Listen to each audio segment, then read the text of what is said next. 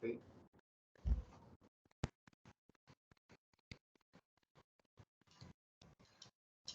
Muy buenas noches, les saluda Antonio Carrasco. Las disculpas por unos minutos de demora en el tema tecnológico, suele suceder. Esta noche quiero hacer básicamente la presentación de nuestra moderadora en la conferencia que tenemos programada. La doctora Nancy Guzmán Cuba, del Departamento de Nefrología del Hospital Nacional Edgardo Rebagliati Martins, que va a coordinar la moderación y la presentación de esta actividad para el posterior inicio de preguntas y respuestas. Adelante, doctora Nancy, muy buenas noches. Buenas noches, Antonio. Buenas noches con todos los participantes en esta actividad académica que está siempre organizada por la Asociación Peruana de Trasplantes de Órganos y Tejidos. Asimismo, agradecemos especialmente a los médicos que han aceptado participar esta noche como panelistas y como ponentes. Van a participar como ponentes el doctor Manuel Riveros Aguilar, es médico nefrólogo del Hospital Edgardo Rebagliati Martins, actualmente es coordinador de la unidad de trasplante renal. El doctor Iván Montano Carguancho, médico nefrólogo también del Hospital Rebagliati, que trabaja en la unidad de trasplante renal. Y como panelistas va a participar el doctor Percy Ortiz, que es jefe del Banco de Órganos y Laboratorio de Histocompatibilidad del Hospital Rebagliati, y el doctor Miguel Pérez Álvarez, médico cirujano de tórax y cardiovascular del Hospital Alberto Sabogal Soloburen, que también trabaja en el área de trasplante. Entonces vamos a empezar con el doctor Riveros, quien va a compartir una experiencia de trasplante de su hospital. Y posteriormente el doctor Iván va a presentar una revisión del tema relacionado al caso clínico, ¿no? Entonces, doctor Riveros, le damos pase. Gracias, doctora. Gracias, doctora Nancy. Un saludo para todos. Gracias por la invitación. Es una reunión importante para compartir experiencias, como usted dijo, doctora Nancy, y que todos salgamos aprendiendo. En este caso, vamos a hablar sobre un tema, un caso que compete a un trasplante HLA incompatible, y que en los últimos tiempos estamos realizando con alguna frecuencia, dado que los estudios de detección de anticuerpos sensibles, altamente sensibles, encuentran en los pacientes estos anticuerpos y nos enfrentamos ante una realidad. ¿Qué hacer? ¿Qué hacer? ¿Los descartamos? ¿Le decimos que hay mucho riesgo? Obviamente hay que explicarle bien al donante y al receptor. En este caso, lo particular de este caso es que, como ya vamos a comentarlo, ha tenido una prueba de un cross-match por citometría de flujo incompatible. Eso es lo que a nosotros nos motivó a revisar y a coordinar para efectivizar este trasplante.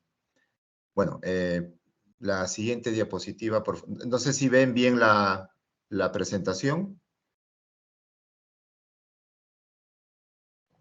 Sí, se ve bien. Muy bien.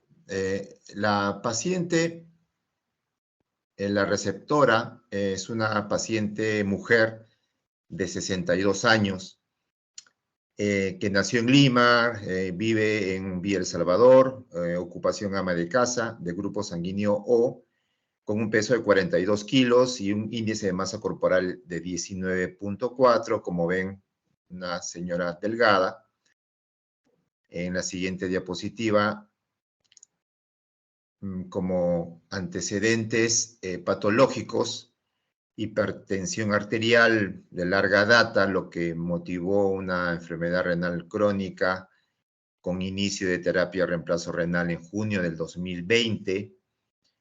En hemodiálisis pasó a diálisis peritoneal, noviembre del 2020, regresó a hemodiálisis por una complicación infecciosa en noviembre del 2021. Durante la etapa de diálisis, no complicaciones significativas, no hospitalizaciones, no complicaciones de tipo infecciosa o relacionadas al catéter. En cuanto a reacción alérgica a medicamentos, niega. Acá en esta diapositiva falta especificar el tema que no fue transfundida en ningún momento y tuvo 2 gestaciones.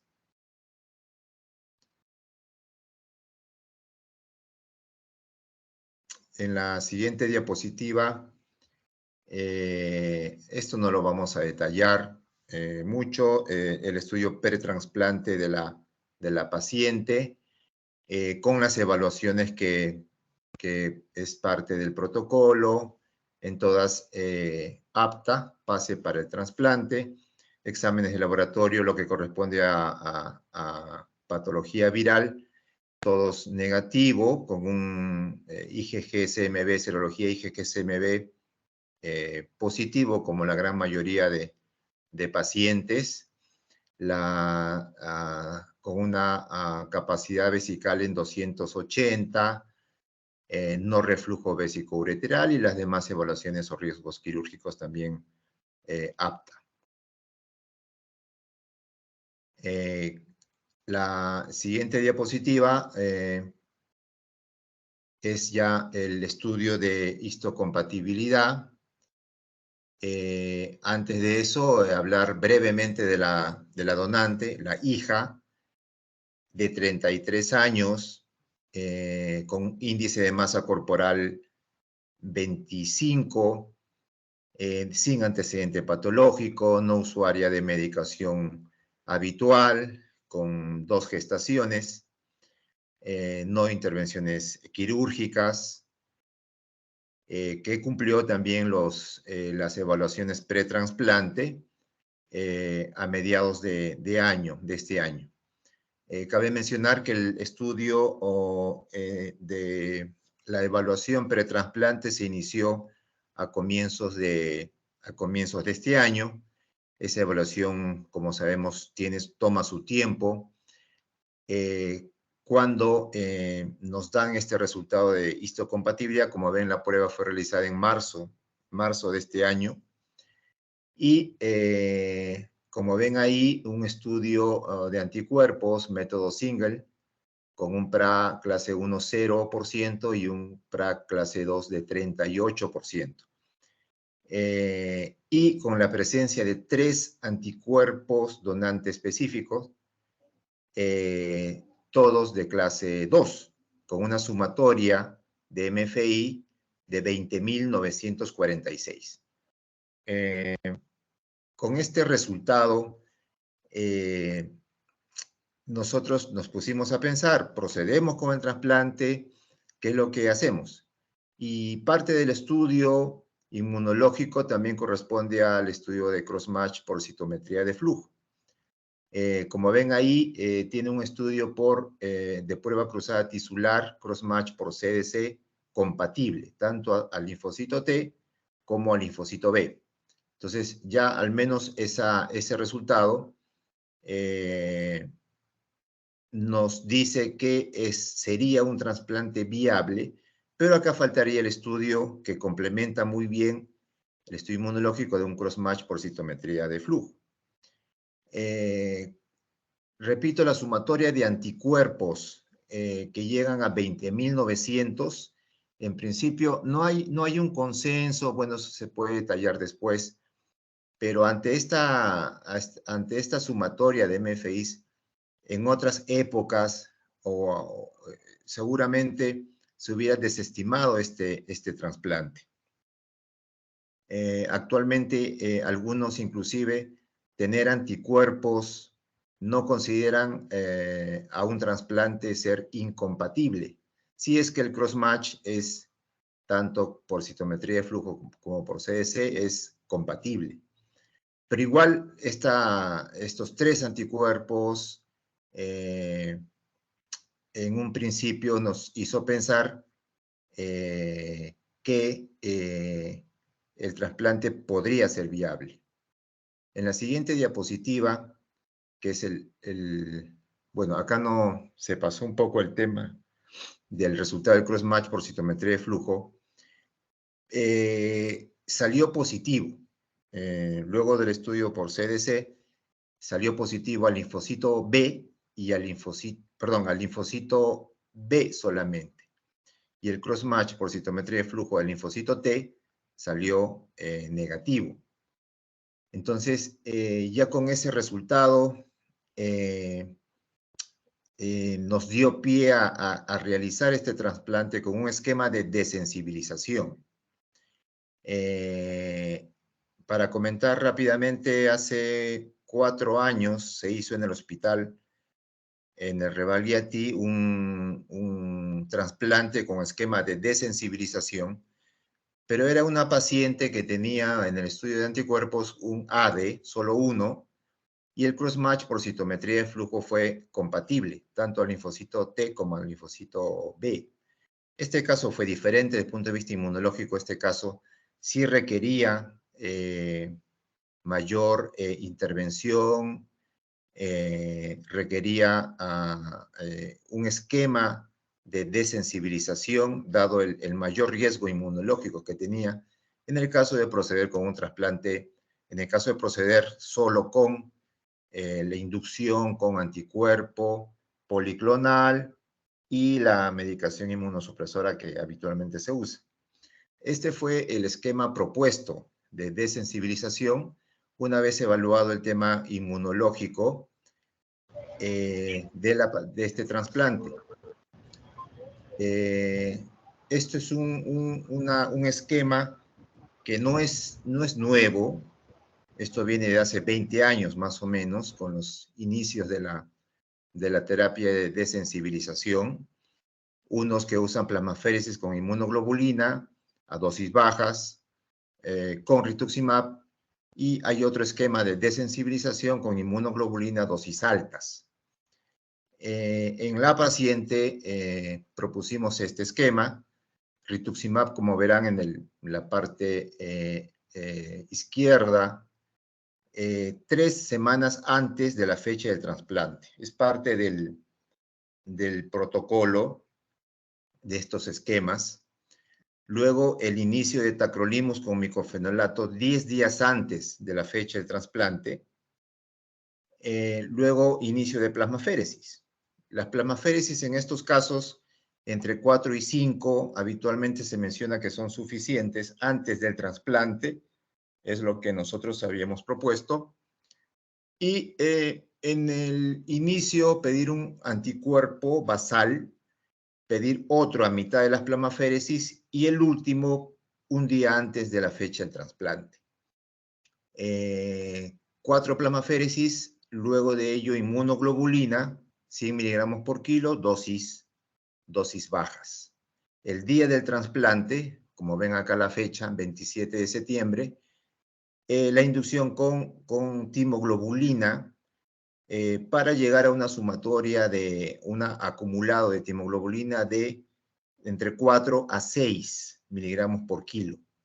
Como ven ahí, después del trasplante continuamos con timoglobulina diario, si es que el hemograma lo permite, si es que los leucocitos, las plaquetas y los linfocitos permiten la administración de timoglobulina. Como ven ahí, también se programó 2 recambios plasmáticos con la inmunoglobulina asociada. Y el último control de anticuerpos a la semana o a los 8 días aproximadamente del trasplante. Ese es el esquema inicial que se propuso. En la siguiente diapositiva, bueno, es la evolución. El 17 de septiembre, 10 días antes de la fecha del trasplante, empezamos con tacrolimus 3.2, micofenolato 2.1, bueno, tacrolimus según el peso de la paciente. El día 19 de septiembre empezamos los recambios plasmáticos a un volumen de 1.1 con inmunoglobulina.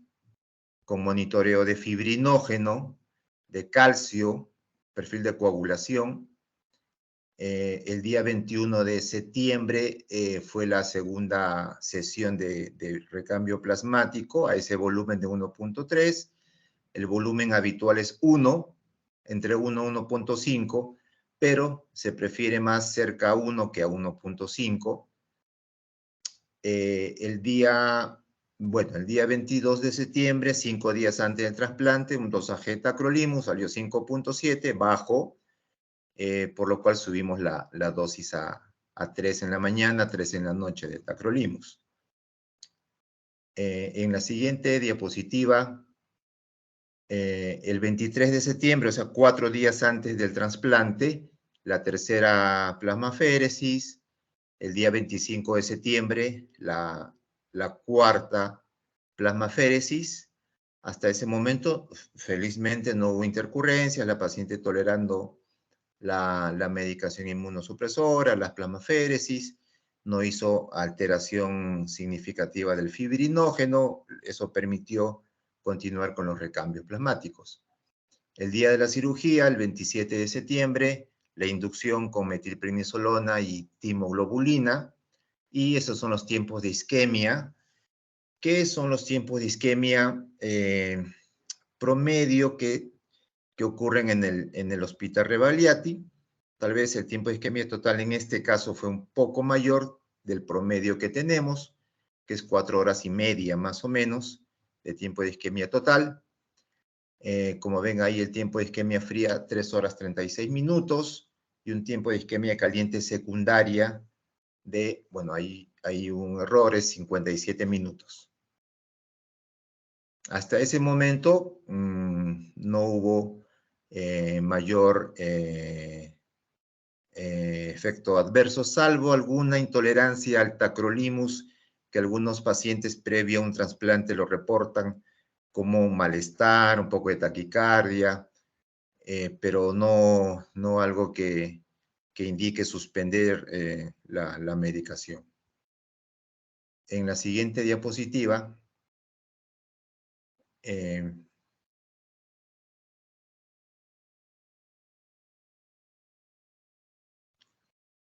podrían cambiar la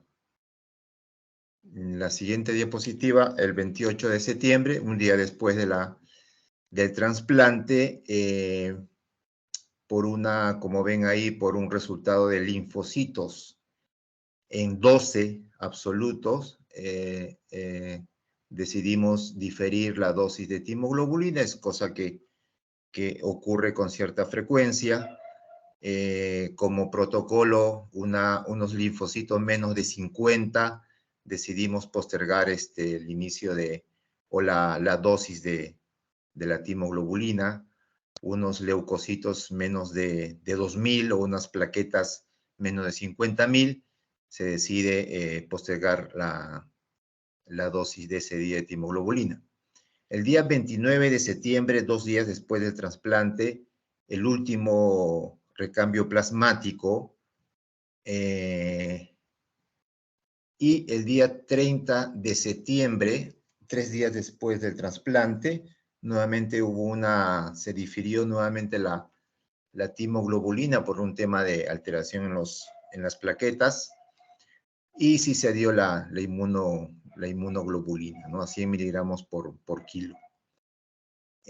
Bueno, antes de eso, mencionar que en el intraoperatorio no hubo intercurrencia significativa, salvo una disminución, se observó una disminución en la perfusión en uno de los polos, en el polo inferior del riñón, que en principio era de 5% esa zona de hipoperfusión, que esperábamos que no traiga efecto significativo en el post-trasplante. No hubo mayor intercurrencia, la paciente regresó de sala de operaciones en las primeras horas con buena diuresis. En la siguiente diapositiva vamos a ver la evolución el 2 de octubre, que le correspondía la segunda plasmaféresis post-trasplante se decidió suspenderla por un tema de una complicación de sangrado, que se asociaba también a los recambios plasmáticos y que se reporta también que en un buen porcentaje de casos el sangrado asociado al recambio plasmático es significativo. Algunos lo mencionan hasta un 30-40%. El 3 de octubre, bueno, recibió la dosis de timoglobulina y el 5 de octubre, o sea, 8 días después del trasplante, el último dosaje de anticuerpos programado. En la siguiente diapositiva, bueno, este es el esquema que al final fue el realizado, dadas las complicaciones que presentó la paciente y que motivó a que no se cumpliera exactamente lo que se había planeado, pero son cambios que no iban a alterar o no alteran al final el resultado del trasplante. Al final solamente fue una sesión de plasmaféresis post-trasplante, se completaron las dosis de timoglobulina y en cuanto al pretrasplante, no hubo, en el pretrasplante no hubo alguna complicación o efecto adverso significativo.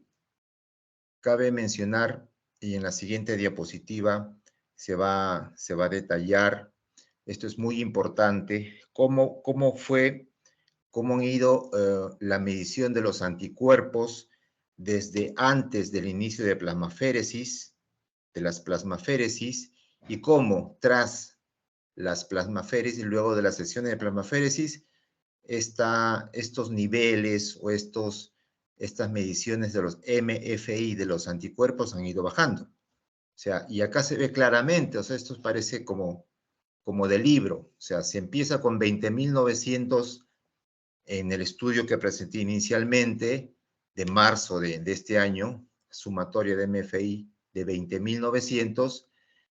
El primer control o el basal previo al inicio de plasmaféresis, en la segunda columna, 18.000, y luego de realizar las plasmaféresis, cómo han ido cayendo estas mediciones de los MFI. La primera de 10.000, luego de 2 sesiones de plasmaféresis, luego de 4 sesiones de plasmaféresis, y antes del trasplante, la suma de los MFI llegan a 6.000. O sea, se verifica el efecto, se comprueba obviamente el efecto de los recambios plasmáticos, y que se reporta que por cada sesión, algunos hablan de una reducción de 40% los niveles de anticuerpos. Con 4 sesiones es suficiente, 4 a 5 sesiones es suficiente para que el nivel de los anticuerpos disminuyan significativamente, y con eso realizar un trasplante de menos riesgo. Entonces, ven ahí que un día antes del trasplante, la sumatoria de anticuerpos fue de 6.317. Y en el control, una semana después del trasplante, con todo lo que ya hemos presentado, la suma de anticuerpos fue 980. Y con 2 de los anticuerpos que habían pretrasplante, los niveles estaban en 0. Y solamente uno de clase 2, con un nivel de MFI que en teoría es negativo, porque es menos de 1.000. Entonces, eso es favorable al tema inmunológico, y eso dio un poco más de tranquilidad, y nos hizo ver que el riesgo de rechazo agudo en los primeros meses podía ser o iba a ser menor. En la siguiente diapositiva, bueno, la primera ecografía que se le toma a los pacientes prácticamente pocas horas después del implante, lo que comenté, lo que ocurrió en el intraoperatorio, al estudio Power Doppler una leve disminución de la perfusión vascular en el polo inferior y el resto de parénquima con una perfusión conservada. Luego vemos en la siguiente diapositiva, bueno, una ecografía de seguimiento. Para resumir, en cuanto a esa complicación de la disminución de perfusión en el polo, se hizo ecografías, gammagrafía renal. En la siguiente diapositiva me parece que está la gammagrafía renal, en la que ve una fase de perfusión, concentración y eliminación conservadas, y una curva radiorenográfica de tipo normal. O sea, al final esa zona hipoperfundida o muy pequeña o no iba a tener una traducción clínica significativa. Lo que sí, y vamos a ver en la siguiente diapositiva, bueno, esta es la curva de cómo ha ido la creatinina y la urea. Antes del trasplante, una creatinina de 3.5, pasaban los días, función óptima del injerto, hasta 2 semanas después del trasplante, una creatinina en 0.5 y todos los niveles de creatinina en descenso.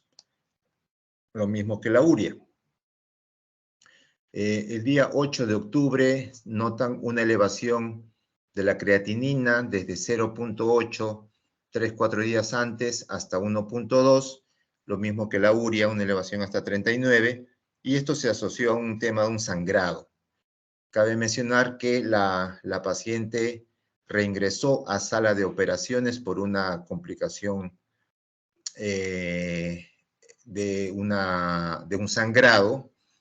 En ese momento se le transfundió paquetes globulares. Al final, en total, en el post-trasplante recibió 6 paquetes globulares, pero desde el punto de vista clínico hemodinámico, la paciente estable. Luego de esa cirugía, ya la hemoglobina no cayó, hasta el día del alta, que se fue con una hemoglobina en 10, 11, luego de las transfusiones. En la siguiente diapositiva, bueno, es en cuanto a los resultados, para ver cómo ha ido los linfocitos por ahí disminuidos. El 8 de octubre 44, bueno, la paciente recibió timoglobulina. No hubo, en cuanto a los exámenes de laboratorio, mayor alteración, salvo una hipofosfatemia que hizo por ahí. Después otra normalidad importante en laboratorio. En la siguiente diapositiva vemos, bueno, lo que les comentaba, la hemoglobina, el sangrado, cuyo menor resultado fue 5.9 el día 8 de octubre.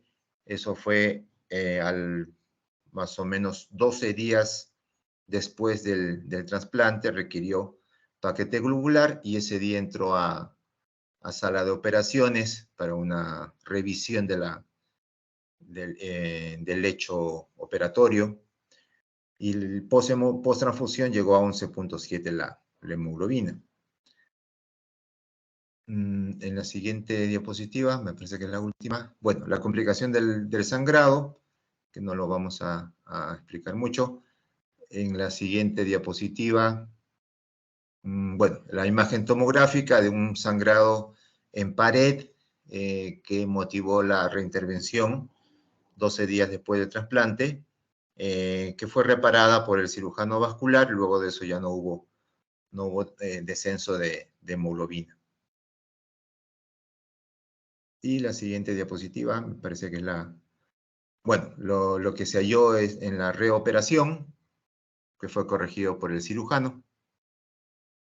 Esto para mencionar la complicación que se ve en los pacientes en los que se emplea plasmaféresis en los esquemas de desensibilización. Es frecuente. Si ya de por sí, y lo que nos ocurre que luego de un trasplante las colecciones o la posibilidad de reintervención quirúrgica por sangrado en paciente recién trasplantado es significativo. Yo diría un 10 a 15% presentan sangrado importante. En el caso de aquí, con el uso de plasmaféresis, ese porcentaje aumenta un poco más. En la siguiente diapositiva, creo que es la... Bueno, acá para ver, bueno, es similar a la anterior. Y me parece que es la última diapositiva. Bueno, otra complicación fue una infección urinaria con urocultivo positivo, también frecuente en los recién trasplantados, manejada con meropenem. Fue un E. coli ble positivo. Y creo que esa es la última. Ahora sí. Bueno, el alta, el 19 de octubre, hace pocos días, con una creatinina de 0.5.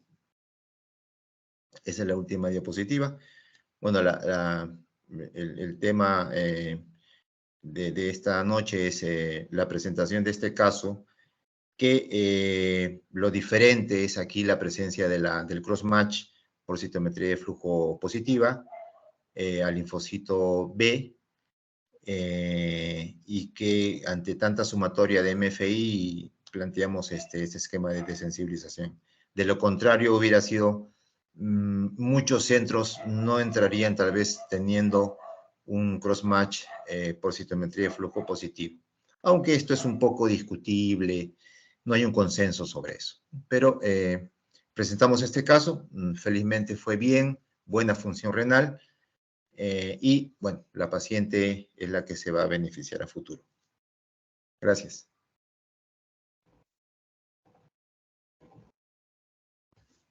Ya, muchas gracias, doctor Riveros. Creo que pasamos a la revisión del tema a cargo del doctor Iván Montano, y al final de la exposición se harían las preguntas. Doctor Montano, puede empezar su presentación.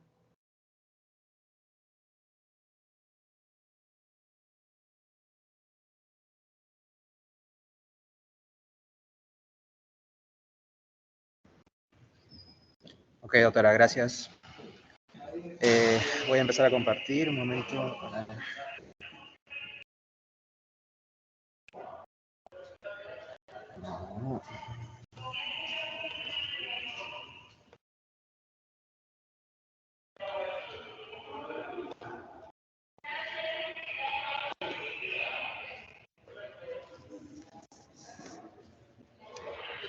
¿Se ve, doctora, la presentación?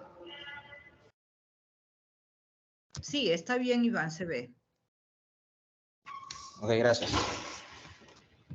Muy buenas noches, gracias por la invitación. En esta oportunidad vamos a hacer una revisión con respecto a la experiencia que hemos tenido con este trasplante. Como se habrán dado cuenta, este es un trasplante renal vivo HLA incompatible. Pero empezando, ¿por qué llegamos a esta situación? Bueno, tenemos que saber primero en qué situación estamos en trasplante renal. Como sabe la gran mayoría de ustedes, bueno, nuestra tasa de donación, la verdad que está bastante venida a menos. Como verán acá, según los datos de la ONT, en su newsletter de 2018, vemos que Perú tiene una tasa de 2 por millón de habitantes, ¿no? Comparado con otros países de Latinoamérica, como, como Brasil, Argentina y Uruguay, que tienen una tasa mayor, ¿no? De 15, 22, 16.7 respectivamente. Y si por algún motivo, cuarta semana... Doctor, disculpe, no estamos viendo su presentación. A ver, voy a... Qué raro. Se ha quedado como congelado. Solo se ve la primera diapositiva, Iván.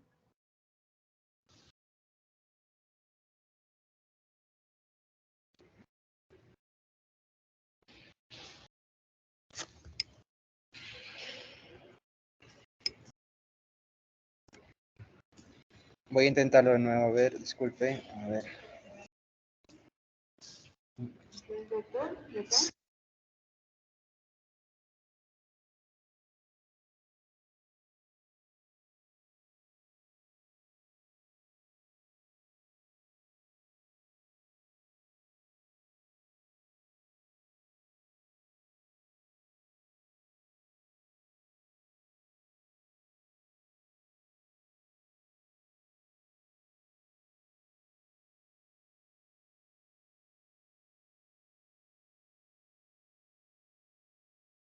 Ya, ahí se ve, Iván. Ese sí. ¿No?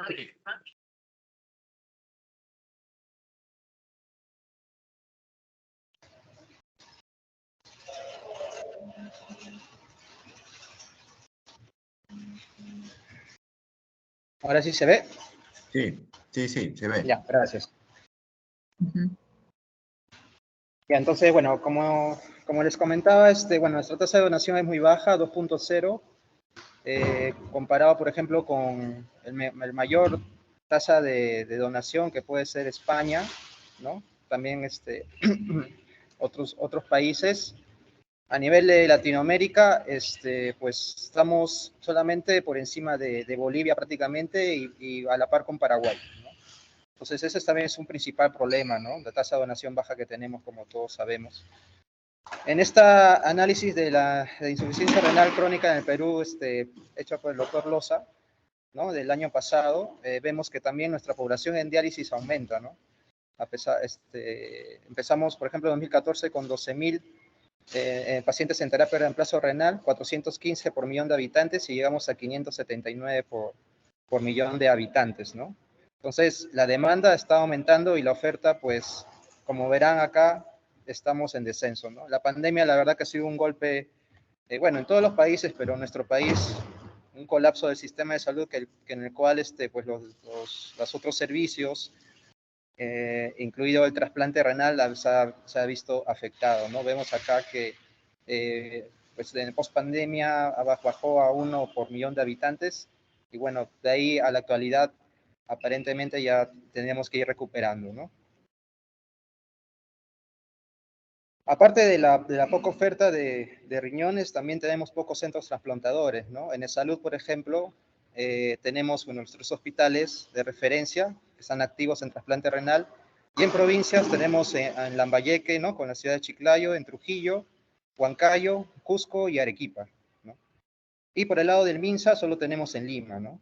Totalmente centralizado, solamente en el Hospital Cayetano, que ya se activó este año su unidad de trasplante renal, que también fue afectado por la pandemia, y bueno, el San Borja de Nillo en actividad pediátrica, y también está incluido este año el Hospital Loaiza, ¿no? Que tengo reportes en que también ya empezaron a hacer los trasplantes renales, ¿no? Entonces, tenemos las barreras, primero, de nuestro país, ¿no? Tenemos que primero analizar la situación en que estamos, nuestra tasa de donación, que es baja, 2 por millón de habitantes, centros trasplantadores centralizados, ¿no? En salud tenemos 5 en provincia y MINSA solamente en Lima, ninguna en provincia. Mayor población con necesidad de terapia de reemplazo renal, de 415 a 579 por millón de habitantes, hemos evolucionado en los últimos 5 años. La otra barrera que tenemos es bueno, como sabemos, trasplante renal, tenemos trasplante renal vivo y trasplante renal cadavérico, ¿no? Cuando nosotros tratamos al paciente, siempre se le pregunta, ¿no? Si tiene algún donante vivo para que sea familiar directo, ¿no? Y se le hacemos, bueno, hacemos los análisis, todo lo que se tenga que hacer para que ingrese a un comité de transparencia y sea ingresado a lista de espera, y luego se estudia al donante, ¿no? Al también aprobar al donante, hacemos el estudio de compatibilidad, como han visto en el caso clínico, y podemos darnos con la sorpresa de que sea un paciente ABO incompatible o también HLA incompatible, ¿no? En ambos casos son barreras que tenemos que ver la forma de solucionarlo para que el paciente sea beneficiado con el trasplante y no esté esperando largo tiempo en una lista de espera. Entonces, ¿qué es el HLA incompatible? Es el receptor que presenta anticuerpos contra antígenos del donante, fundamentado por una prueba de cross-match positivo. ¿Cómo demuestro esa prueba de cross-match contra el donante? Bueno, hay distintos métodos, como conocemos. La más básica y la más antigua es la citotoxicidad dependiente de complementos, en el cual pues contrastamos el suero del paciente con, con la muestra del donante, ¿no? En el cual los linfocitos del donante van a estar, o sea, van a ser perjudicados con una lisis celular al tener anticuerpos que pueden estar presentes en el receptor, ¿no?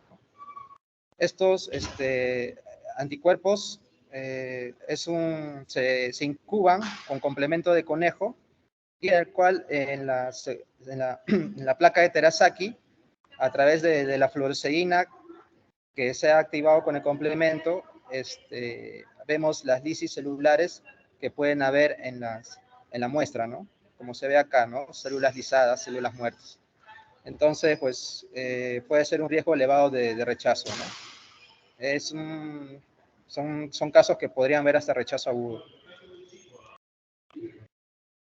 El cross-match por citometría de flujo se enfrenta a los linfocitos del donante con el suero del receptor y en caso de haber anticuerpos anti-HLA en el suero, se relevan en un citómetro de flujo tras añadir un anticuerpo anti-IgG conjugado a fluorocromo, ¿no?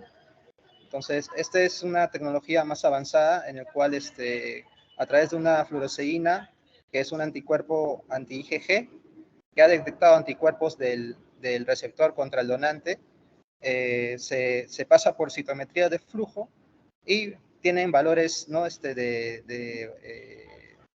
referencia negativo y positivo en tanto en células T como en células B, ¿no? Y dependiendo qué gráfica sale en el paciente, lo consignan como negativo o positivo.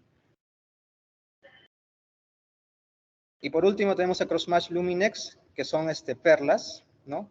En el cual se enfrenta solo el paciente con estas perlas, no es necesario que sea del donante, solo el paciente. Estas perlas son sintetizadas con ingeniería biomolecular, ¿no? Y estas perlas tienen, poliestireno, que son detectados por los anticuerpos anti-IgG, ¿no? En una reacción anticuerpo y la perla que se enfrenta a este anticuerpo.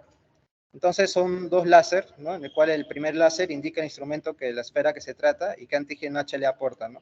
Porque cada esfera aporta algún antígeno HLA y también puede presentar distintos alelos. Uno de estos alelos de este HLA reacciona con un anticuerpo y es detectado con este anticuerpo de poliestireno, en el cual en el segundo láser indica la fuerza de unión que tiene este anticuerpo con la esfera, ¿no? Conocido como el FMI, que conocemos. Entonces, ¿cuál es el objetivo de tener estos tres formas de detectar anticuerpos donantes específicos? Aumentar la sensibilidad y especificidad sobre todo.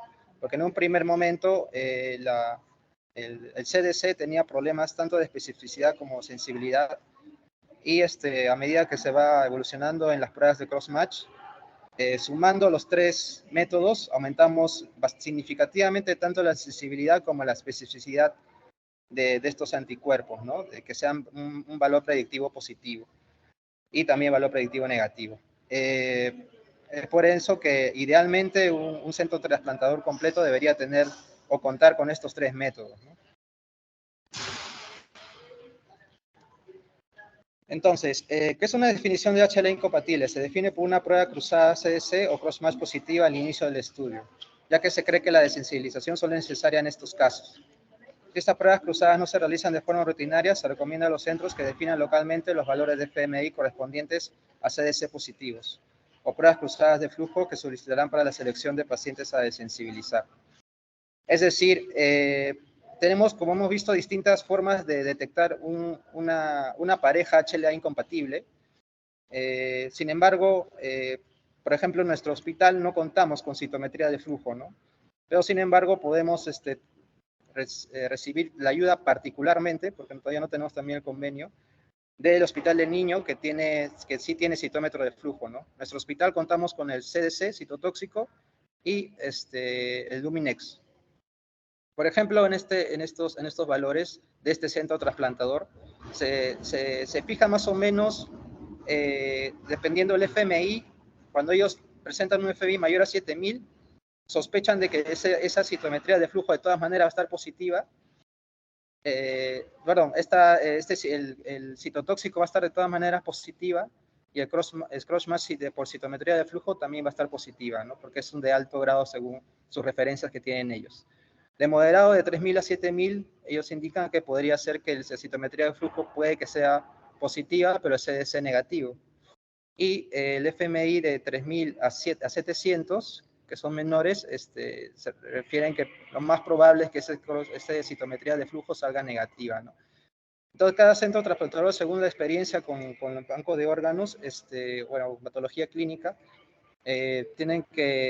podrían, ¿no? Más o menos valorizar en qué situaciones y qué niveles podrían ya estar solicitando de repente complementar el estudio con una citometría de flujo y en qué valores pues ya no sería tan necesario complementar el estudio con una citometría de flujo, ya que lo más probable es que salga negativo y tienes de base también un citotóxico negativo, ¿no?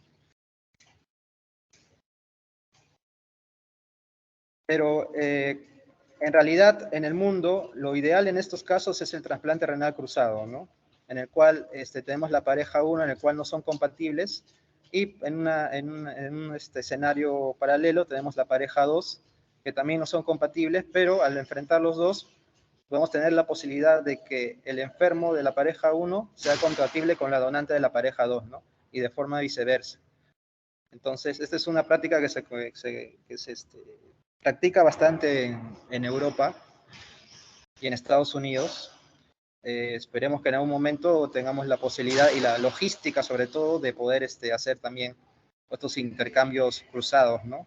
O tal vez ingresar en una lista universal, ¿no? de trasplante cruzado. Al momento no lo tenemos, tampoco no contamos con la logística, entonces por eso también la desensibilización es la alternativa también aceptada universalmente que tenemos. Y entonces, ¿qué pasa con la desensibilización? El primer autor que estudió más esto fue el doctor Montgomery, ¿no? En Estados Unidos, del John Hopkins, en el cual tenemos él llega con el algoritmo de que tenemos un donante incompatible y que sea positivo de algún cross-match, ¿no? Entonces, él porta de que tenemos que ver dos cosas. ¿Qué tan fácil sería hacer match de ese donante con un trasplante cruzado? ¿Y qué tan difícil o fácil va a ser la desensibilización, ¿no? Por ejemplo, él propone que si es un paciente que su donante es fácil de hacer el match, por ejemplo, un donante O, de grupo O el paciente tiene un PRA bajo y es difícil de sensibilizar, por ejemplo, tiene un CDC positivo con altos títulos y un alto riesgo inmunológico, mejor que sea por un intercambio de parejas, ¿no? Un trasplante cruzado, como hemos explicado antes. En cambio, si tenemos un paciente con dificultad también para hacer el match, por ejemplo, un donante AB, y el PRA altamente sensibilizado, y también tiene dificultad para desensibilizar con un CDC positivo, entonces indicamos que sería bueno que haga un intercambio de un trasplante renal cruzado, seguido por desensibilización también, ¿no? Si fuese necesario el caso, ¿no? Y si tenemos en este caso una dificultad para hacer el match, porque el donante es AB, por ejemplo, y también un alto PRA del receptor, pero es fácil de desensibilizar, sobre todo que tenga un citotóxico negativo, pero teniendo citometría de flujo podemos hacer la desensibilización, ¿no? Entonces, podemos desensibilizar y lograr el trasplante, ¿no?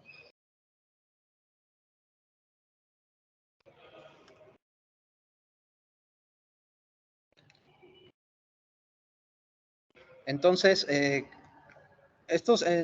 el año pasado ha salido, ¿no?, la guía europea de la sociedad de trasplante con respecto a los pacientes altamente sensibilizados, que son los que tienen más problemas para la compatibilidad con un donante cadavérico y tengan donante vivo, el cual se evalúa, ¿no?, el grado de sensibilización que pueda tener este paciente y preguntamos si él tiene un donante vivo, ¿no? Si tiene un donante vivo y bueno, primero, si no tiene un donante vivo, se prioriza en esa lista de espera que tenga el país. Y si no hay éxito, consideramos sacar de la lista los antígenos que no son compatibles y que tengan un valor bajo de anticuerpos, ¿no? O sea, no ser tan estrictos, por ejemplo, si tiene un anticuerpo, de repente con un FMI en 2000, en 1500, en 3000, ya que se ha visto que con una inmunosupresión bastante considerable, que no necesariamente tiene que ser desensibilizarlo, el paciente puede ir bien y beneficiarse del trasplante, ¿no? Y por el otro lado tenemos los pacientes que tienen HLA incompatible y tienen donante. Se ofrece primero el cambio de trasplante cruzado, y si no hay éxito, considerar una BO incompatible o también un HLA incompatible con un riesgo inmunológico intermedio o bajo, y hacerle también un trasplante cruzado de todas maneras, ¿no? Es decir, tal vez tenga anticuerpos contra otro donante, pero no de la forma que su donante original, ¿no? De repente con un riesgo inmunológico menor, y pueda ser mejor beneficiado y no tan afectado con la inmunosupresión. Sin embargo, si esto no tiene éxitos, ya tenemos que hacer un HLA incompatible directo, ¿no? Para el trasplante. ¿Cuál es el beneficio de la supervivencia en trasplante vivo HLA incompatible? Pues esto es lo que nos orienta a que tenemos que hacerlo de todas formas en un paciente que está en terapia de reemplazo renal, ¿no?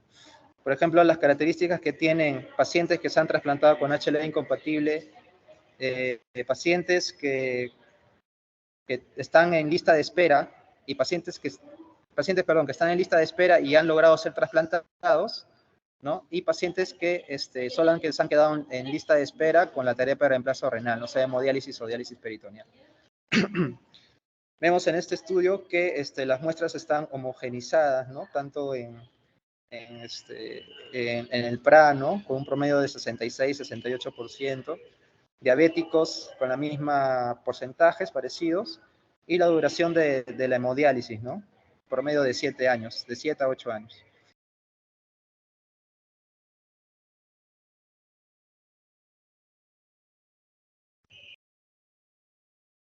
Entonces, ¿qué pasó con este estudio? Bueno, se ve que los pacientes que están en lista de espera tienen una peor supervivencia a los que se ha intentado un trasplante HLA incompatible, ¿no? Con su donante vivo.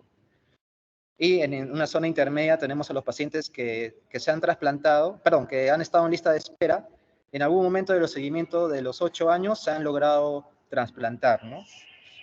Pero sin embargo, al tener un tiempo de espera más corto en el trasplante HLA incompatible, estos pacientes han sido mejor beneficiados. Ahora, con esto también, y bueno, tal vez en un principio se hubiese dicho, lo que nos da esta gráfica y lo que uno llega a entender es que cuando tenemos un citotóxico positivo, es más riesgoso que los otros casos, ¿no? Por ejemplo, en este citotóxico positivo, tanto en pacientes en diálisis y en lista de espera que se han logrado trasplantar, vemos que se acerca más en supervivencia a los HLA incompatibles, ¿no? Es decir, tenemos que tomar con pinzas si el paciente tiene un CDC positivo. En la gran mayoría de casos, en el mayor centro de trasplantadores, se prefiere no trasplantarlo. Sin embargo, hay también reportes, sobre todo las primeras experiencias en el cual sí han hecho trasplante con desensibilización, con positivos a la prueba de citotoxicidad dependiente al complemento, pero que la verdad que han hecho el mayor de ellos rechazos humorales, ¿no? Frecuentes. Y como se ve en este gráfico, también la supervivencia se va acercando más a los pacientes que han estado en lista de espera y que se han logrado trasplantar, ¿no? Pero de todas maneras ha sido mejor que los que se han quedado en diálisis. Y esto se amplía más cuando el paciente es positivo, solo positivo a citometría de flujo, más no en cross-match. Y más positivo cuando solamente es positivo a Luminex, más no en citometría de flujo ni en citotoxicidad, ¿no?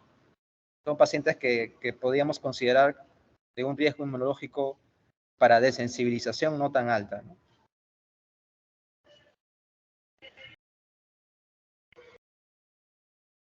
¿Cuál es el impacto clínico con respecto a la citometría de flujo negativo? Este es un estudio interesante en el cual concluyen que los ADES pretrasplantes en el escenario de cross-match negativo otorga mínimo riesgo inmunológico, y en varios casos no va a ser necesario desensibilizar, ¿no? Y no debería ser una barrera para el trasplante. Por ejemplo, acá han visto que los FMI de estos pacientes que han tenido cross-match por citometría de flujo negativo, pero sí han sido positivos a Luminex, han tenido una supervivencia del injerto bastante parecida, independiente de los valores que tengan de FMI, ¿no? Claro que de todas maneras, cuando han visto que el paciente tenía un FMI mayor a 3000, se ha notado que en cierto modo sí puede afectar la supervivencia del injerto, pero no de una manera tan significativa, ¿no? Sin embargo, pues hay que tener consideraciones de este complemento de estudios, aconsejan cuando tenga mayor a 3000, ¿no? Sin embargo, si este sale un crossmatch negativo, no va a ser necesario la desensibilización. Acá también hay un dato estadísticamente importante, ¿no? No llega a ser a menos de 0.05, pero sí cercano, en el cual orienta de que los pacientes que han tenido persistencia de los anticuerpos después del trasplante son los que más riesgos han tenido a peor supervivencia del injerto renal, ¿no? Para estratificar los riesgos tenemos, como hemos visto, ¿no? En primer lugar, el mayor riesgo son los que van a ser citotóxico positivos, y son de trasplantes pues que no se recomiendan y requieren una desensibilización pues antes del trasplante bastante jerárquica, ¿no? En un segundo caso tenemos los que son anticuerpos positivos, ¿no? Con Luminex y también con citometría de flujo, pero con citotóxicos negativos, ¿no? En el cual el trasplante es posible, pero con un mayor riesgo de rechazo humoral y un rechazo humoral crónico, ¿no? Por lo que requiere también una inmunosupresión avanzada y también terapias de desensibilización, según se vea el caso. Y los pacientes que tienen citometría de flujo negativo, con DCA positivos, el trasplante es posible, también hay un riesgo de rechazo humoral agudo, pero en la mayoría de los casos no vas a necesitar una desensibilización. Tal vez tengas una inducción y un mantenimiento bastante más jerárquico, ¿no? Pero no una desensibilización. Requiere una adaptación y seguimiento también de la inmunosupresión, ¿no? Y estos casos son pacientes que pueden tener una memoria celular con menor riesgo inmunológico, como verán en este triángulo. Y son casos en el cual, por ejemplo, pacientes que no han tenido anticuerpos actuales, pero sí históricos anticuerpos, ¿no? En el pasado, en el cual puede de todas maneras provocar un rechazo humoral, o también que hayan estado embarazadas o han tenido un trasplante previo, también tienen un riesgo de hacer rechazo humoral, ¿no? Sin necesidad de tener anticuerpos donantes específicos. Igual también con la historial de transfusiones, ¿no? Es decir, puede tener un AD negativo, pero si tiene estos antecedentes, igual hay un riesgo de rechazo humoral, pero no de la significancia clínica como estos casos, ¿no? En el cual necesitan una terapia de supresión más avanzada y hasta de sensibilización. Y también tenemos, en el caso que son vírgenes, ¿no? Un estado humoral de memoria virgen, en el cual se dice que son pacientes que no tienen estos antecedentes mencionados, ni tampoco anticuerpos, pero sí pueden formar DCA de novo, ¿no? Anticuerpos de novo, según la evolución del paciente. Y entonces, hasta el rechazo humoral en estos casos pueden ser posibles, ¿no? Claro de que también el riesgo y la frecuencia va a ser bastante disminuida a comparación de todos los casos que están encima de ellos, ¿no? Este también es un estudio interesante en el cual se ve un estudio español, ¿no? Del Hospital del Mar. No ha sido tanto número de pacientes, pero sí fue interesante saber que para ellos el riesgo de hacer un rechazo humoral es menor cuando no hay anticuerpos y es comparado con los que no tienen anticuerpos, los que han negativizado anticuerpos después del trasplante son los que van mejor, ¿no? En cambio, los que han persistido con anticuerpos después del trasplante son los que van con mayor riesgo de rechazo humoral, y los que también han formado anticuerpos de nuevo también tienen un riesgo de rechazo humoral. En este estudio, por ejemplo, los que están persistentes son menos riesgo que los de nuevo, pero hay otros estudios que también están a la par o viceversa, ¿no? pero da a entender que anticuerpos post-trasplante persistentes o de novo hay un riesgo de rechazo humoral, ¿no? En cambio, los que han sido totalmente eliminados por la inmunosupresión o desensibilización, pues van bien con respecto a riesgo de rechazo humoral. Por último, las terapias de sensibilización que tenemos, pues tenemos la supresión de respuesta de células T que se prefiere con un depletor policlonal como la timoglobulina. El otro outcome tenemos la eliminación de anticuerpos preformados, ¿no? Que lo hacemos con la plasmaféresis. También tenemos la alternativa de los IDES, que son, enzimas producidos por bacterias, en el cual parte la inmunoglobulina implicada en rechazo humoral, pero también en realidad también en casos de infecciones puede estar perjudicando, ¿no? el descenso de inmunoglobulinas. O sea, de todas maneras tiene más experiencia con la plasmaféresis. Desde Montgomery ya hace como probablemente más de 10 años. Y de sí, la verdad que es algo que es más nuevo, se podría decir, pero se ha visto que en los estudios que no tienen tanta casuística, pero igual hay un rebote después de suspender el tratamiento, ¿no? Se ha visto casos de rebote y también casos de rechazo humoral en la mitad de los casos, ¿no? Entonces todavía está en estudio.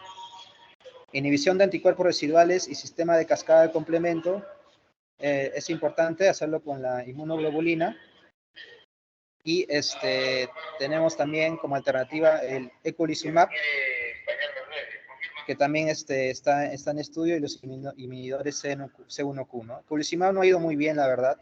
Ha habido complicaciones bastante importantes y el producto es bastante caro para los centros trasplantadores, ¿no? A diferencia de la inmunoglobulina G. La depresión de células productoras de anticuerpos y sus precursores, tenemos el rituximab, que es el que tiene mayor experiencia.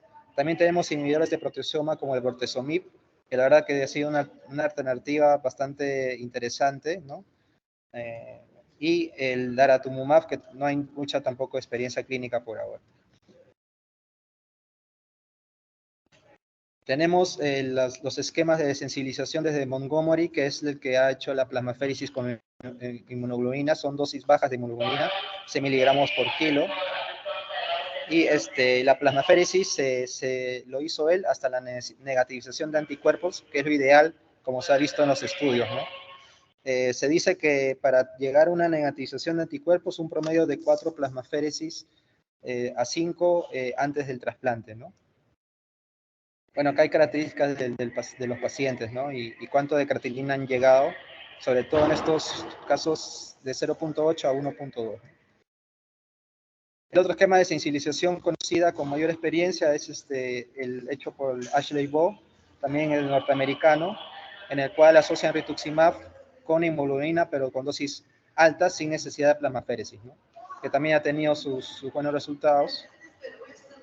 Igual también, claro, la casuística no es tan alta como un trasplante no HLA, y también ha bajado también la casuística por el tema de la alternativa del trasplante cruzado, ¿no? Pero igual hay casos en el cual se ha revisado, ¿no? Que han ido bien tanto en la creatinina promedio y los anticuerpos. En un primer momento se estaba discutiendo la utilidad del rituximab en estas terapias, ya que querían evitar complicaciones relacionadas al medicamento, pero en este estudio, por ejemplo, se ha visto que sí era necesario asociarlo del rituximab de todas maneras a las terapias de sensibilización, porque se ha visto que cuando la inmunoglobulina trabaja solo con placebo versus el rituximab, había más tasas de rechazo humoral, ¿no? Los eventos adversos, bueno, relacionados a plasmaféresis, los eventos mayores es la anafilaxia con hipotensión y edema de vía aérea, que se ha visto con 3 casos, 1.4%, seguido con los eventos menores, que es el rash, el prurito, rubor, cefalea, relacionados a la plasmaféresis, que ha sido un 10.9%, el sangrado después de la biopsia control en 1.4%, y la reoperación después de un sangrado en 11 casos de de los pacientes que han sido sometidos a desensibilización, ¿no? Que es bastante considerable.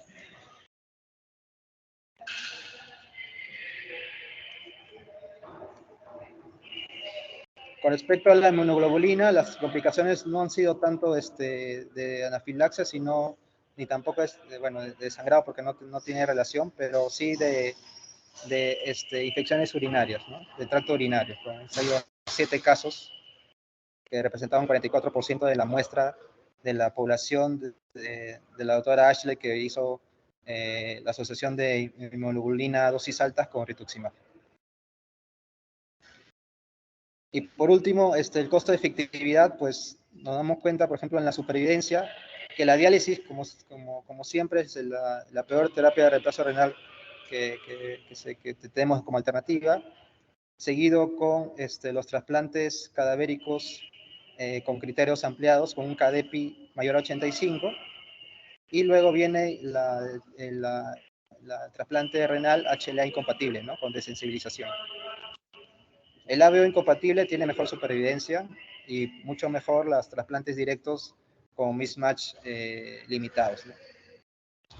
Y se ha visto que a nivel de costos es verdad que la diálisis puede que sea más barato en un seguimiento de 10 años que el trasplante renal HLA incompatible, pero al final, al hacer los promedios, ha visto de que con respecto a la calidad de vida, que es el beneficio con el costo, es mucho más mejor que la diálisis, ¿no? Que permanecer en diálisis, sobre todo en la calidad de vida, ¿no? Y tiene mejor calidad de vida que los pacientes, bueno, en este estudio se ha visto que mejor calidad de vida que los pacientes con trasplantes de criterios ampliados cadavéricos, ¿no? Y está bastante alejado a la calidad de vida que tienen los pacientes dializados. Entonces, como conclusión, en nuestro país hay una limitación importante en trasplante cadavérico por la baja tasa de donación. La desensibilización es un trasplante renal vivo, es un procedimiento válido para pacientes que pues, tienen su donante vivo y tienen un PRA considerable con anticuerpos, en el cual le beneficiaría hacer el trasplante en vez de estar en una lista de espera con bastante tiempo de espera, ¿no? Valga la redundancia. Y la desensibilización implica una planificación y proceso multidisciplinario, ¿no? El equipo quirúrgico, el equipo sobre todo de patología clínica, ¿no? Tanto en la plasmaféresis como en la medición de anticuerpos. La mejora de la supervivencia y calidad de vida, trasplante HLA incompatible es una opción válida ante permanecer en hemodiálisis a larga data, ¿no? Estas son las conclusiones que podría decir.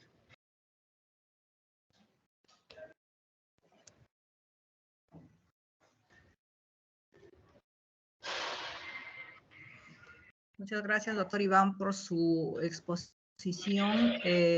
Más bien pedimos a los asistentes si pueden formular sus preguntas.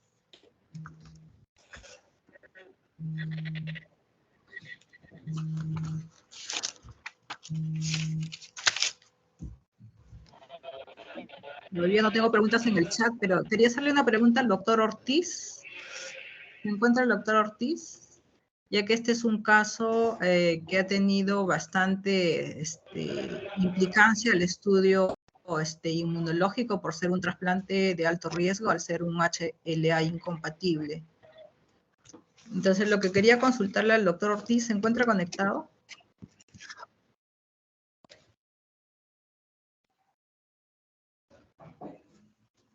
¿El doctor Ortiz llegó a ingresar, a conectarse?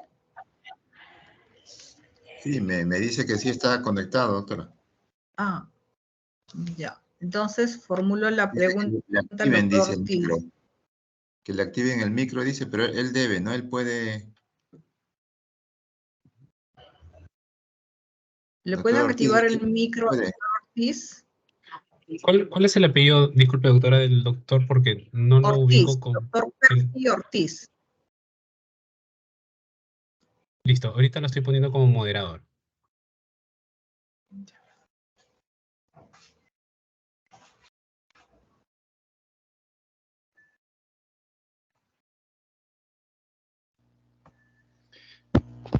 Buenas noches, doctor Riveros, doctora Nancy Guzmán,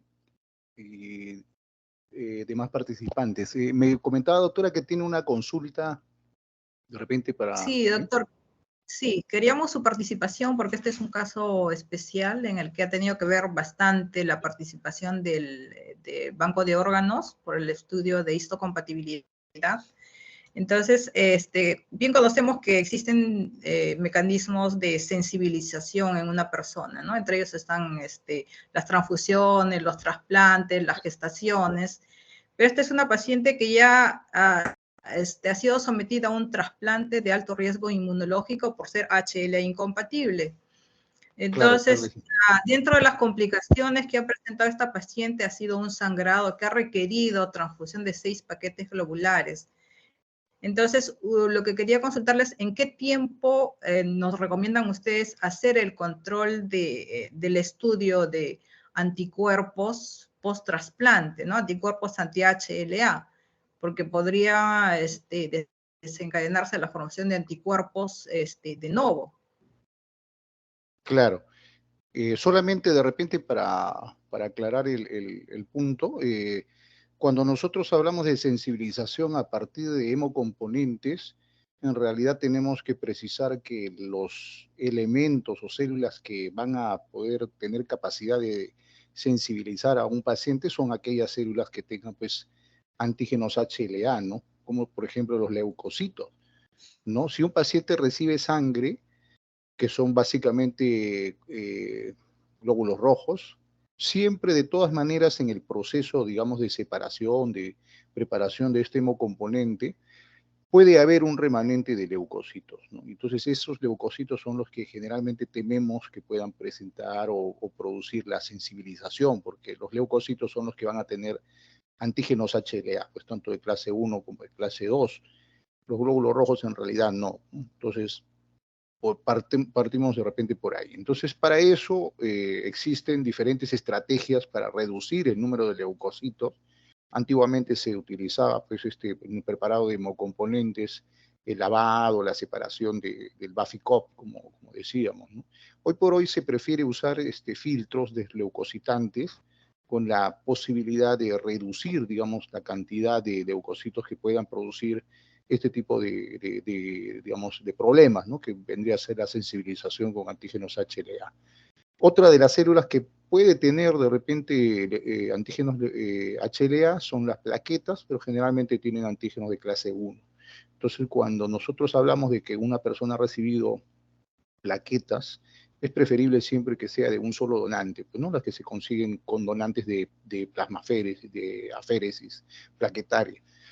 Entonces, hecha esta aclaración, generalmente para que un anticuerpo se produzca de nuevo, tiene que haber una etapa de sensibilización en que llega al receptor, ¿no? Se exponen esos antígenos HLA al sistema inmunológico de la persona que recibe la transfusión, en el contexto que de repente se produzca una sensibilización por alguno de esos antígenos que puedan estar en los leucocitos o en las plaquetas, va a haber un reconocimiento, va a haber una producción de anticuerpos primero de tipo IgM, ¿no? Después de tipo IgG, y esto sucede más o menos en el lapso de 2 a 3 semanas, pues, ¿no? Entonces, más o menos ese es el periodo en que generalmente nosotros le planteamos a las personas que por alguna razón reciben transfusiones de sangre, que es lo ideal para hacerse el seguimiento, ¿no? Obviamente que hay determinadas circunstancias en las cuales esto no se puede cumplir, lo mínimo sería de repente 2 semanas, ¿no? Entonces, esto sería, digamos, la respuesta, ¿no? Hay pacientes, a veces lo vemos en otros tipos de trasplantes, por ejemplo, trasplantes de progenitores hematopoyéticos, que son, por ejemplo, pacientes que tienen anemias aplásicas, por ejemplo, y que estos pacientes pues no pueden tener mucho tiempo sin transfusiones. En estos casos a veces tenemos de todas maneras pues que de alguna manera, por así decirlo, jugárnoslas, ¿no? Entonces hacerle el estudio de anticuerpos con la consigna de la recomendación de que al paciente pues se le transfunda con filtros desleucocitantes, ¿no? Esa sería la recomendación. Entonces, en este caso, para hacer el estudio de anticuerpos de nuevo, lo mínimo que podríamos de repente esperar sería 2 semanas, pues, ¿no? Considerando la formación de anticuerpos producidos por la transfusión.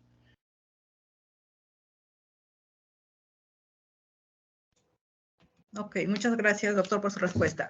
Doctor Manuel, en el caso de esta paciente, los controles no van a ser similares a los que se hacen en un paciente que no tiene antígenos preformados, ¿no? Anticuerpos anti-HLA preformados. ¿Cómo va a ser el seguimiento de este paciente en el post-trasplante? ¿Van a realizar biopsias de protocolo? ¿Cada cuánto tiempo van a hacer el control de los anticuerpos donante específico? Sí, en el seguimiento, que es un tema bastante importante en estos pacientes, lo que se ha definido es biopsia de protocolo, y lo que se sugiere también en la literatura, biopsias tan frecuentes como al mes, a los 3 meses, al 6º mes y al año. Y con medición de anticuerpos de forma mensual, anticuerpos donante específico. Posiblemente no haga, esperemos que no haga una elevación de creatinina o un rechazo clínico, pero sí está protocolizado pedirle las biopsias de protocolo. Hemos tenido nosotros en los últimos 3 años 13 pacientes trasplantados con anticuerpos, aunque si bien con cross-match por citometría de flujo negativa se han trasplantado con anticuerpos, y en estos pacientes la biopsia de protocolo al 6º mes y al año se les ha hecho, y en el porcentaje de pacientes que nos han hecho un rechazo agudo histológico llega a un 40-45% aproximadamente. Rechazo histológico, la creatinina no se ha movido. Pero en el caso de esta paciente, sí tenemos que ser más rigurosos en el control con esas biopsias que he mencionado, ¿no?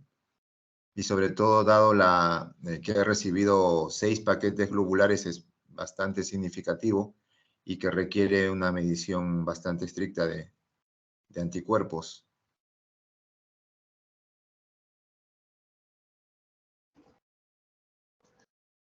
Ya, ok, doctor Manuel. Y en caso de que encuentren rechazo subclínico, porque no siempre hay incremento de creatinina, pero pueden haber hallazgos de rechazo subclínico. En esta paciente en especial, ¿está indicado el tratamiento de un rechazo subclínico? Sí, en el caso de un rechazo humoral solo histológico, tendría fuerza para el tratamiento si es que se le detecta también los niveles de anticuerpos. Habría pocas dudas para iniciar tratamiento o dar tratamiento. En ese caso daríamos tratamiento. El tema es si es que no se detecta anticuerpos en el estudio por Luminex, allí sí habría menos consenso de dar tratamiento. Sobre todo dependiendo del tiempo donde se descubre o se hace la biopsia. Mientras más cercano al trasplante, algunos dicen que eso puede no corresponder, si es que no se encuentra un anticuerpo, a un tema inflamatorio, pero no significa rechazo. Pero en general, si es que la paciente se encuentra en la biopsia injuria microvascular, glomerulitis, capilaritis, sí amerita tratamiento, aunque no haya elevado creatinina. Claro, porque hay estudios, un estudio francés en el que demuestran que los pacientes que no recibieron tratamiento teniendo un rechazo subclínico, o sea, el tiempo de sobrevida fue menor a los que sí recibieron tratamiento para el rechazo subclínico, ¿no? Y en esta paciente que es de alto riesgo inmunológico, yo creo que sí se beneficiaría. Claro, eso Uh-huh. también, bueno, en el caso no exactamente de la paciente, pero en el caso de un rechazo borderline, subclínico, hasta hace algunos años se mencionaba que no, si no elevaba creatinina, posiblemente no se vaya a beneficiar del tratamiento con corticoides, pero muchos trabajos recientes, en el caso de rechazo borderline celular, sí mencionan de que es importante se beneficiaría de dar tratamiento con pulso de metilprednisolona, ¿no? Y eso es lo que varios trabajos últimamente lo mencionan. Listo, gracias. Acá hay una pregunta para el doctor Iván. Buenas noches, gracias por las ponencias. La primera pregunta dice, ¿podría aclararnos sobre el mismatch aceptable y trasplante renal con anticuerpos aceptables? Y la segunda pregunta, ¿qué opinión tiene acerca del trasplante renal? ¿Será post-compra en más del 20%? ¿Y cuál sería el punto de corte del MFI para realizar trasplante con menor riesgo de rechazo?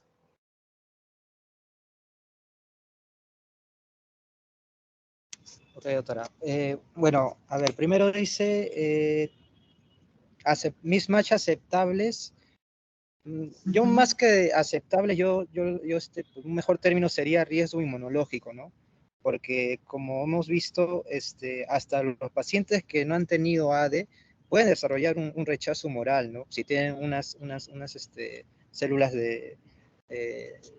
células de memoria, ¿no? En el cual han sido, pues, de repente transfundidos o han tenido una infección importante. Se ha visto también algunos casos que generan anticuerpos de novo, ¿no?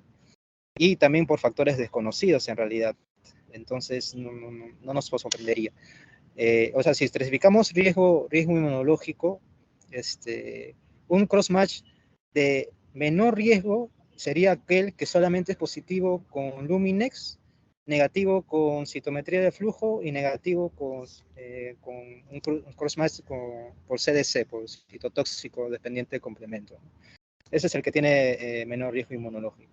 Ahora, dentro de los positivos con Luminex, ¿no? Con las perlas, bueno, el FMI, la verdad, como el doctor Otis nos podría aclarar también, es un valor forzadamente cuantitativo en realidad, ¿no? O sea, en realidad no es que nos lance unos números, sino es una interpretación a veces hasta subjetiva, dependiendo de cómo nos arroja, ¿no? el citómetro. Entonces, pero bueno, si podemos poner unos marcadores, en los estudios se ha visto que cuando el paciente tiene un FMI menor a 3000, la verdad que no es de un riesgo inmunológico considerable, ¿no? Se ha visto una menor tasa de rechazos humorales. Bueno, con respecto al PRA, bueno, al PRA, la verdad, el PRA, igual que el citotóxico, son pruebas que de inicio. Yo diría que el PRA actualmente sería más que todo para ver cuán posible va a ser el paciente hacer su trasplante con un donante cadavérico y definir los pacientes hipersensibilizados, ¿no?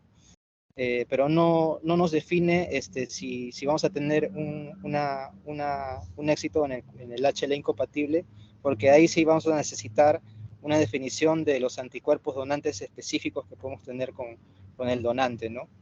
Idealmente con las 3 pruebas, ¿no? Tanto el CDC como el citometría de flujo y el Luminex, ¿no?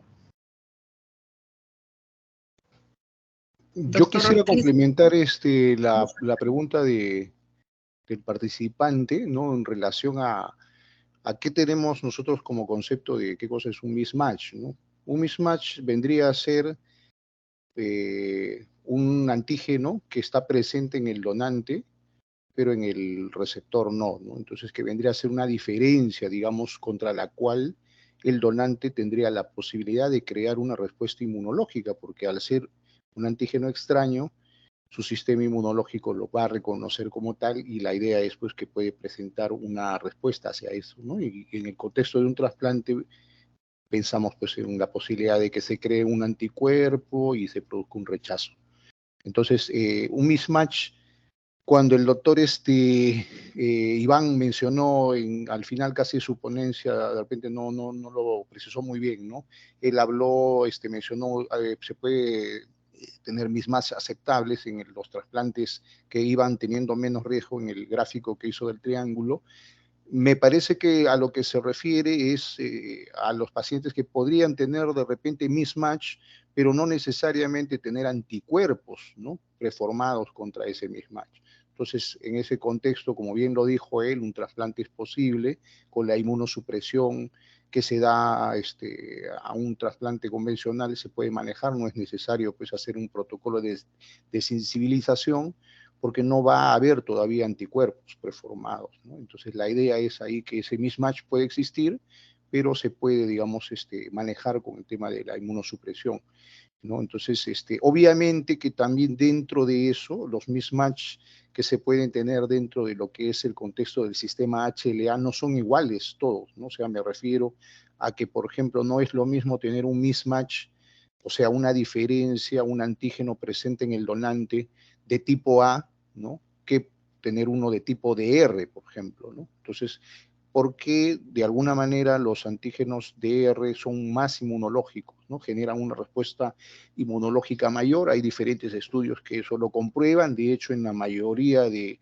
sistemas de puntuación en los cuales se da puntaje, ya sea por puntaje por compartir el match, digamos, entre donante y receptor, o por tener la menor cantidad de mismatch presentes, ¿no?, o sea, diferencias que pueda tener el donante con su receptor, siempre se puntualiza mayormente a ello, ¿no?, al mismatch de R, se le da, el no tenerlo es mejor, ¿no? Entonces, de esta manera, de repente, podemos entender que el concepto de, es más aceptable, digamos, tener un mismatch por A, ¿no?, de ahí de repente por B, pero por DR ya es un poco más complicado porque va a ser más inmunológico, ¿no?, más inmunogénico, digamos. Entonces, bajo ese criterio podemos de repente entender que podemos de repente tener anticuerpos incluso a bajo título, teniendo a un mismatch, ¿no?, y sin embargo el trasplante se puede realizar.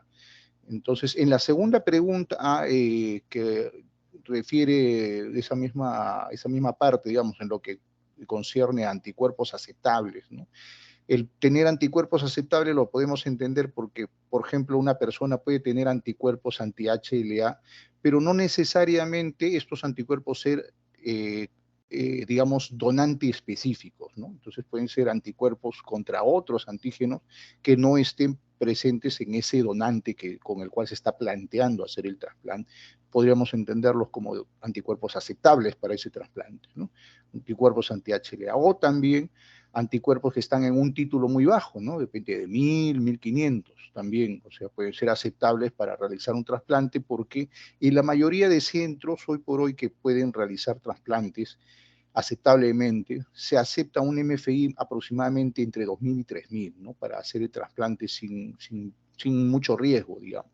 Esto va a depender también de la cantidad de anticuerpos que pueda tener una persona, ¿no? Un receptor puede tener anticuerpos de repente contra muchos antígenos HLA y la sumatoria de ellos puede conllevar un mayor riesgo, por así decirlo, ¿no? Pero en la mayoría de centros se estila a poner esos valores. Justamente esos son los valores por debajo del cual, digamos, la metodología de citometría de flujo no suele detectar la presencia de estos anticuerpos, ¿no? Entonces, generalmente tenemos una posibilidad de detección por el Luminex, dependiendo de cuál sea el punto de corte que le pongamos. Nosotros en nuestro hospital, por ejemplo, nuestro punto de corte para dar positivo un anticuerpo anti-HLA generalmente es por encima de 1000, en la mayoría de centros está así establecido, eso lo pone cada hospital, pero eso no significa que el que esté positivo en esos anticuerpos por encima de 1000, al ponerlo así, ese anticuerpo va a generar un rechazo, ¿no? Entonces, siempre la presencia, aún a títulos mayores, constituye, como bien lo dijo el doctor Riveros, me parece, en una parte, y el doctor Iván también, constituyen un riesgo, ¿no?, más no necesariamente la posibilidad de un rechazo, ¿no? Y ya en el contexto de cada centro trasplantador va a determinar cuál es el MFI a partir del cual pueden hacer de repente trasplante, utilizando obviamente las metodologías de las cuales hemos hablado hoy día, ¿no? El tema de sensibilización, ¿no? Y otro concepto final para la parte de esta pregunta, ¿no?, en relación al porcentaje de PRA, lo ha dicho muy bien el doctor Iván, ¿no? El porcentaje de PRA básicamente nos debe dar la idea de qué porcentaje es el porcentaje de, digamos, de que va a tener o probabilidad que va a tener el paciente de hacer una prueba cruzada por CDC positiva, ¿no? Que básicamente es lo que nos mide el que, como lo han visto a lo largo de la exposición, ¿no? La citotoxicidad dependiente de complemento, a pesar de que es la técnica más antigua, más, digamos, no tan moderna, sin embargo sigue siendo la que marca la pauta de si un trasplante se hace o no, ¿no? Porque vemos ahí que cuando ya tiene un CDC positivo, generalmente se piensa más, ¿no? En si hacer o no el trasplante.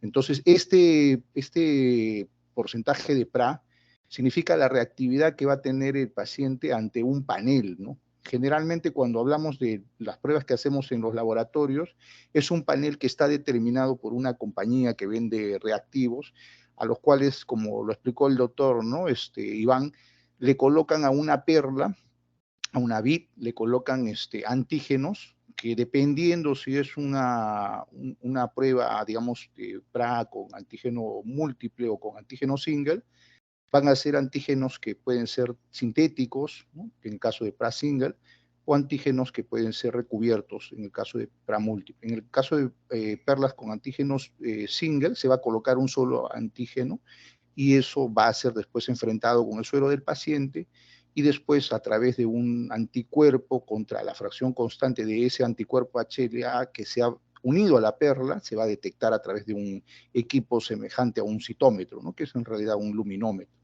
Y de esa fluorescencia que se va a producir, se va a medir un valor, ¿no? Ese valor es el que llamamos intensidad de fluorescencia media o MFI.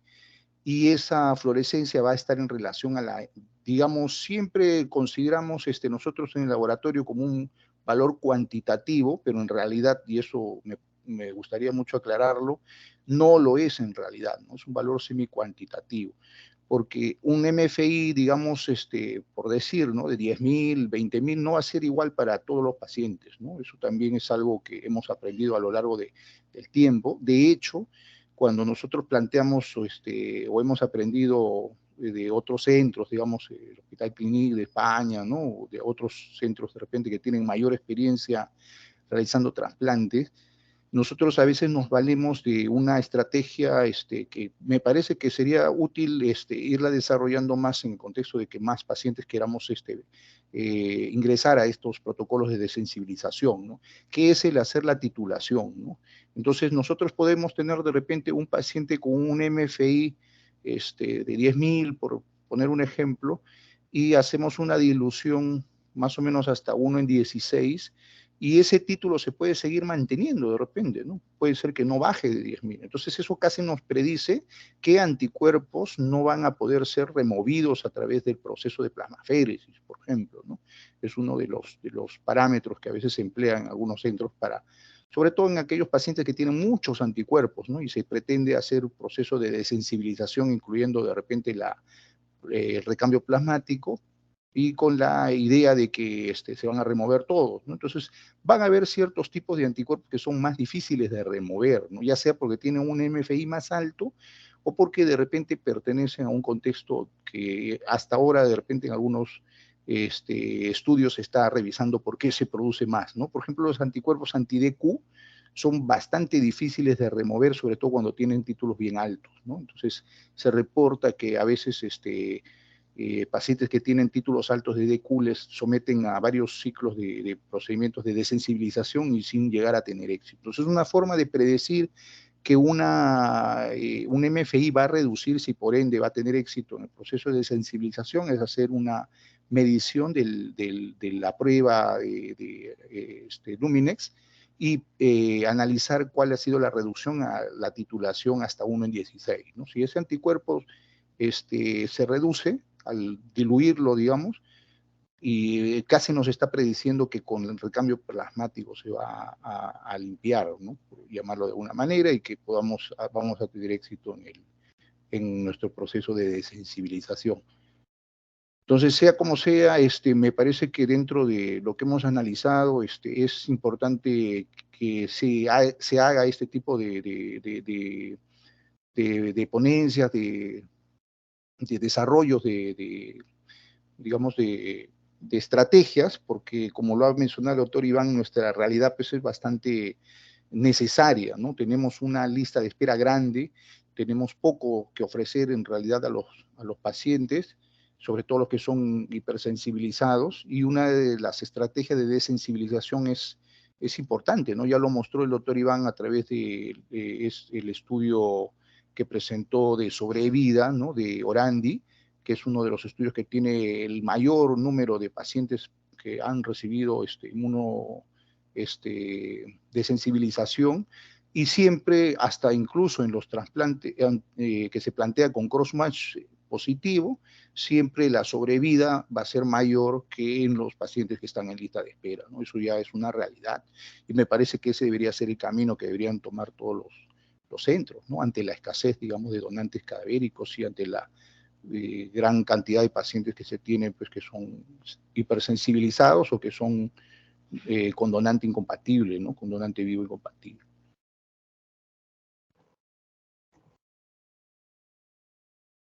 Muchas gracias, doctor, por su aclaración. Realmente nos amplía los conocimientos en inmunología. Es importante porque los que hacemos trasplante nos estamos enfrentando a nuevos retos. Quería preguntar al doctor Miguel Pérez. Doctor Miguel Pérez, ¿puede activar su micrófono? Buenas noches, doctora. ¿Cómo está, doctor? ¿Qué tal? Usted es médico cirujano del Hospital Sabogal, también participa bastante en trasplante. Creo que ustedes no realizan trasplante con donante vivo. Todavía no estamos laborando en esa actividad, doctora. Donante vivo todavía es un sueño que tenemos. Aún no tenemos ningún paciente para esa actividad. Llevamos la actividad solo con donantes cadavéricos en el Hospital Sabogal. A la fecha llevamos 117 casos de trasplante renal de donante cadavérico, que esa es la poca experiencia que tenemos en el Hospital Sabogal. Y dígame, ¿nos puede compartir cuáles son las complicaciones quirúrgicas más frecuentes que presentan ustedes?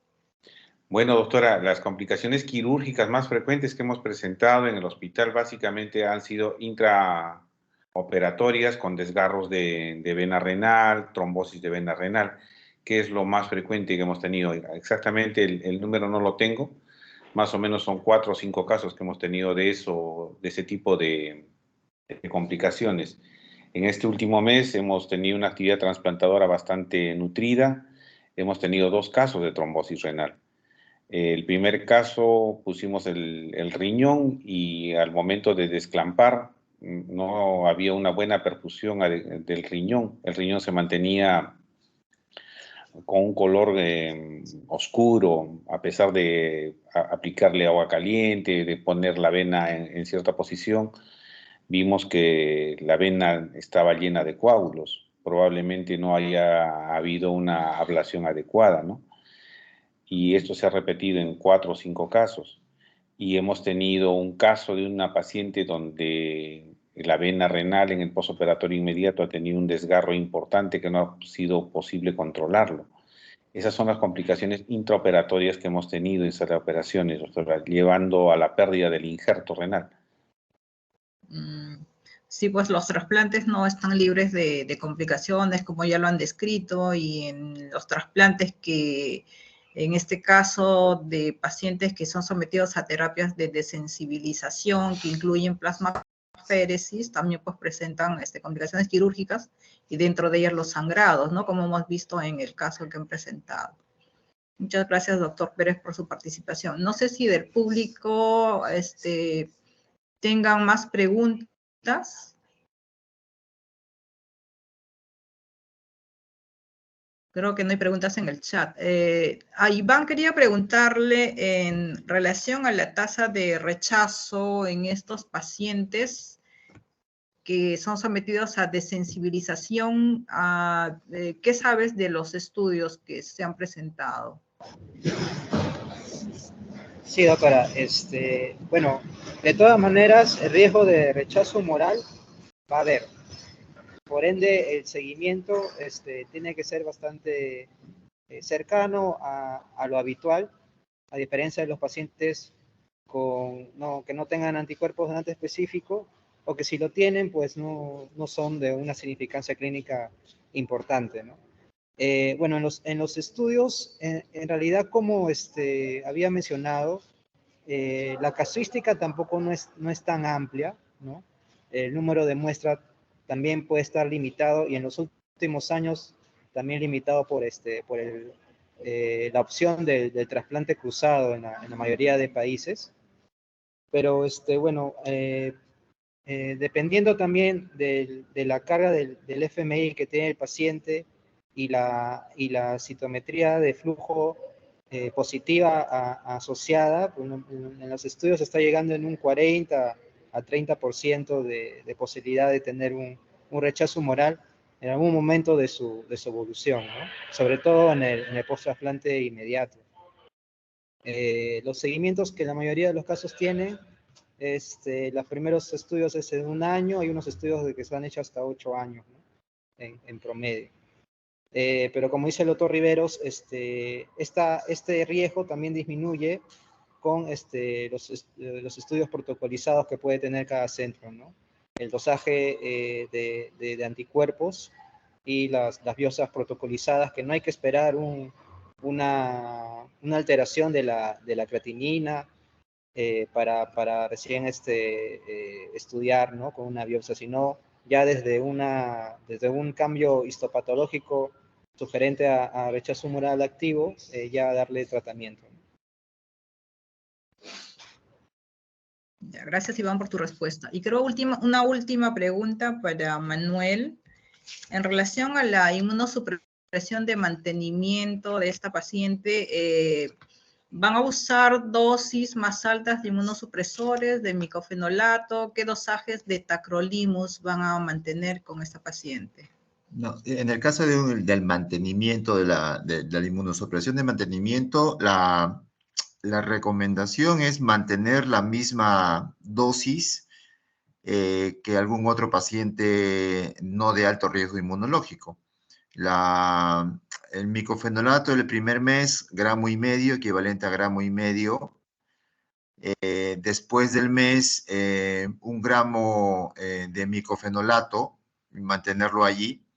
En cuanto a la prednisona, la reducción habitual que se hace, llegar al mes del trasplante en 10 a 15 miligramos, el segundo mes 10 miligramos, luego 5 miligramos.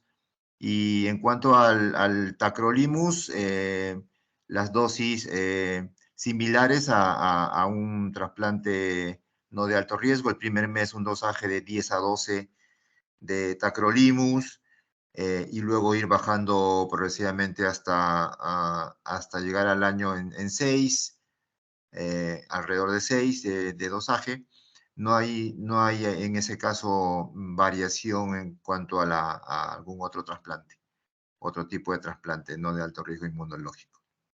Y el esquema Claro, sí porque mantiene obviamente triple con tacromicopregnin. Claro, porque en los centros trasplantadores hay diversos protocolos, ¿no? Y hay centros que sí consideran usar dosis más altas de micofenolato, que llega hasta equivalente a 2 gramos, y mantener los dosajes de tacrolimus entre 10 a 12, o sea, por más tiempo, ¿no? La dosis de micofenolato, sí, o sea, la dosis habitual, inclusive en otros centros, en general, es 2 gramos. En el caso de nosotros es algo menos porque tiene algo que ver con el peso de la población que tenemos. Y como le digo, lo de tacrolimus sí, o sea, es mantenerlo ahí el primer mes 10 a 12 y después ir bajando, similar a uno no de alto riesgo. Gracias, Manuel, por tu respuesta. Creo que no tenemos más preguntas en el chat. En vista ya de la hora avanzada, creo que vamos a dar por concluida esta actividad académica, agradeciendo nuevamente a los ponentes y a los doctores panelistas por habernos compartido sus experiencias, sus conocimientos, que siempre es importante en el trasplante, ¿no? El trasplante es dinámico, cada vez se van descubriendo cosas nuevas y, como decía, nos enfrentamos a nuevos retos, ¿no? Les agradezco mucho por su participación. Antonio, te cedo la palabra para que finalices. Muchas gracias, doctora Nancy Guzmán. Realmente ha sido un gusto escucharlos. Muchos amigos que no los veo muchos años, todos del Hospital Rebagliati, han mostrado conceptos muy importantes. La función de APTOP es educar, y creo que esta noche lo han hecho todos ustedes tremendamente. Mis felicitaciones y mi agradecimiento a Manuel, a Iván, a Percy, al doctor Miguel Pérez por sus conceptos. Básicamente el entusiasmo nos conmueve y nos llena a seguir adelante. Avisarles que para el 14 de noviembre sigue el tema, siguen las actividades académicas. En 2 semanas el Hospital Almenara va a presentar algunas experiencias en lo que es trasplante riñón-páncreas. Y obviamente es una actividad que vamos a estar todos involucrados. Sin más que decir, y agradecer al doctor, los colaboradores de esta noche y al reporte que hemos tenido también. Quedaríamos hasta las 2 semanas siguientes en una nueva actividad. Muchas gracias y muy buenas noches. Gracias, buenas noches. Gracias, buenas noches. Buenas noches. Buenas noches. Buenas noches, gracias. Gracias, Ronald.